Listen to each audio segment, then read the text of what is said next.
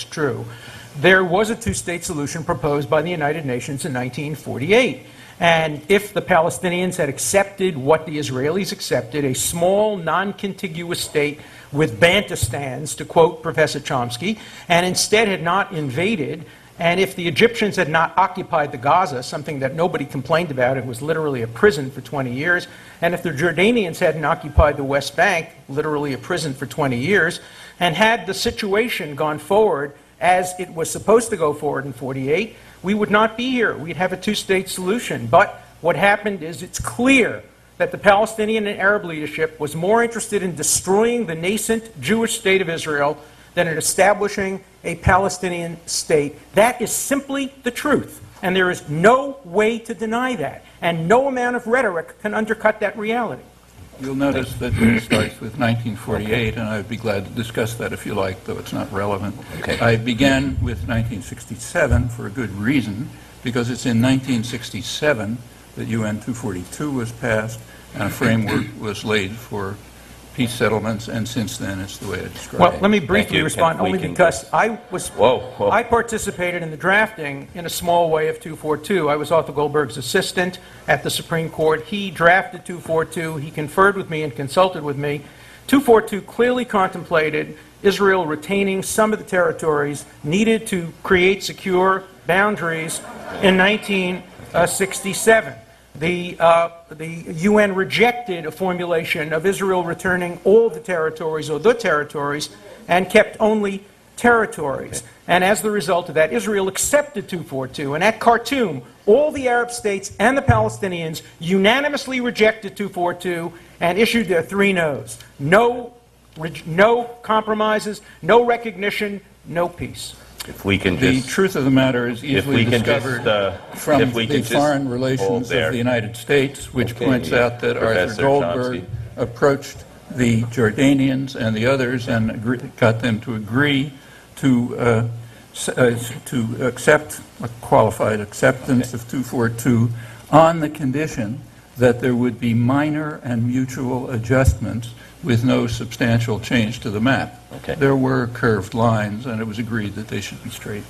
all right, what you can't see behind the podium is that both of my colleagues are armed with several dozen maps, and that could get dangerous in this part of the conversation. So I'm going to ask for some restraint so we make sure that we go directly to our participants. Yes, sir. Thank you, Ken Sweeter. I'd like to bring it to the present, and I'd like to ask Professor Dershowitz, since this was a major point made by Professor Chomsky, whether or not you believe Israel is ready to negotiate for a contiguous state, not one of three separate Bantustans.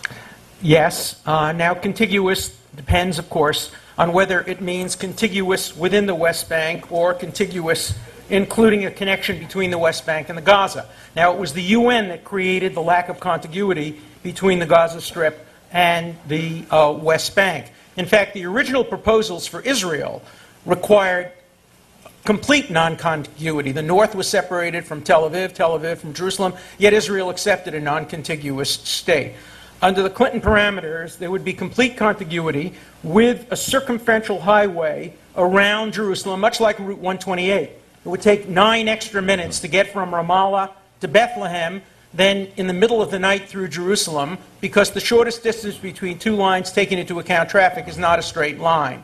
Now there are all kinds of creative proposals for functional contiguity between the West Bank and Gaza, including a high-tech rail line recently designed by the Rand Foundation. I have a picture of that in my book. It also looks much like the Danish railroad, a high-tech waterway, all kinds of ways of connecting all the Palestinian states to, cities to each other. Under this proposal, no point in Palestine would be more than 90 minutes away from any other point in Palestine, including Gaza. It would take 34 minutes to get from Hebron to Gaza City on the rail line. That is functional contiguity. And the fact that the leader of the Labour Party for years has quit his party to join a new party, and the leader of Likud has quit his party, both in the interest of making peace, persuades me.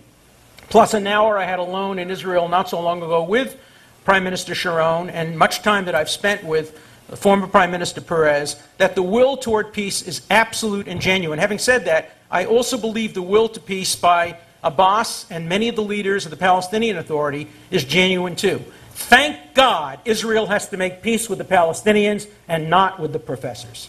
Okay. Comment briefly from Professor Chomsky. For those of you who want to see the maps that lie behind Meron Benveniste's and Sarah Roy's and Human Rights Watch and the European Union and other comments, I have them here. But there's a very simple test that we could try.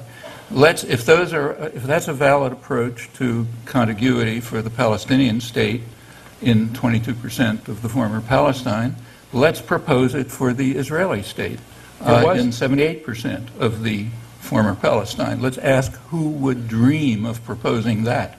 It was proposed. The Peel Commission proposed exactly that, and Israel accepted it. In 1937. But in a relevant period, we're talking about today. Today, who would propose that for Israel? When thousands of people have been killed by terrorism, you don't expect a country to go back to a proposal that was offered and rejected many, many years earlier. Options change when rejectionism sets in. Okay, let's go to our next questioner. Coming back to 2005, you mentioned the connection between... Oh, sorry, Professor Dershowitz. My name is Talal Salman, by the way. You mentioned the connection between Gaza and West Bank. Right. But I think, to follow up on my colleague, I'm not sure if this is what he meant. What about the pieces of West Bank we're going to end up with?